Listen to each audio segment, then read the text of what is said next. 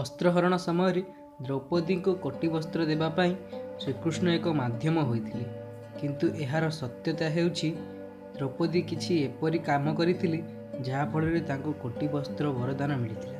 ମହାଭାରତ ଯୁଗରେ ଦୁର୍ବାସା ନାମକ ଏକ ଋଷି ରହୁଥିଲେ, ଯିଏକି ନିଜର କ୍ରୋଧୀ ସ୍ୱଭାବ ଯୋଗୁଁ ସମସ୍ତଙ୍କ ସାମ୍ନାରେ ପରିଚିତ ଥିଲେ।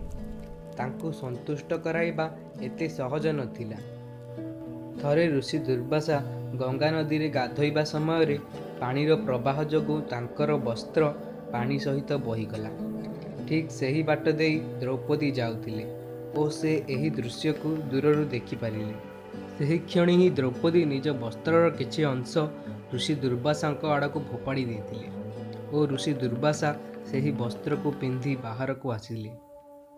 ଋଷି ଦୁର୍ବାସା ଦ୍ରୌପଦୀଙ୍କ ଏପରି କାର୍ଯ୍ୟରେ ସନ୍ତୁଷ୍ଟ ହୋଇଥିଲେ ଓ ତାଙ୍କୁ ଆଶୀର୍ବାଦ କରିଥିଲେ ଯେ ଏହି ବସ୍ତ୍ରର ପ୍ରତିଦାନ ସ୍ୱରୂପ ତୁମକୁ ଭବିଷ୍ୟତରେ ନିଶ୍ଚୟ ମିଳିବ। ଦୁର୍ବାସାଙ୍କର ଆଶୀର୍ବାଦ ବା ବରଦାନ ଯୋଗୁଁ ହିଁ ଦ୍ରୌପଦୀଙ୍କୁ କୋଟି ବସ୍ତ୍ର ମିଳିପାରିଥିଲା। ଦର୍ଶକ ବନ୍ଧୁ, ଆଜି ଆମେ ଯେଉଁ କର୍ମ କରିଥାଉ ତାହାର ପରିଣାମ ଭବିଷ୍ୟତରେ ଆମକୁ ନିଶ୍ଚୟ ଭୋଗିବାକୁ ପଡ଼ିଥାଏ। ତେଣୁ ଜୀବନରେ ପର ଉପକାର ଓ ଭଲ କାମ କରିବା ପାଇଁ ଚେଷ୍ଟା କରନ୍ତୁ।